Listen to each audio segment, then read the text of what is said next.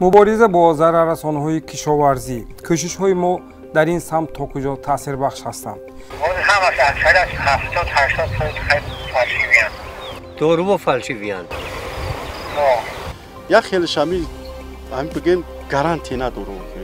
از مهنتش نان میخورد و دیگران را نان میدهد. چیزی عادی که همین خاکستر آب اشکم یا اشقار کردیم همین نسکرمون که این دارو خریدن شرط نیکی و ضررآور دیگر داروها. ساختکاری در آن زهرخیمیکات‌ها مشاهده کردن نمی‌شود. در وقت زمستان همین درخت‌ها خار رفته است میده باید که ما زهرداروی استفاده بریم. ساحه کشاورزی امروز بیشتر از کدام نمودی حشرات ضرر دیده شده است؟ بسیار دهقانا همین کسلی که دی حشرات رو فرق نمی‌کنند. امروز تاثیر زهرخیمیکات‌ها هم سست شده است. نرخش بلند، تاثیرش سست. دونش به آب خوش میکنن وای اون صفتش ادا شد وای پدیل شد باید که ما ایمونیتی رسینه بقوت کنیم. خیلی این رسینه هم چیزی زنده انسان باید. تاثیر اولین به صفات و تاثیر دیگر به نرخ محصولات خواهد بود.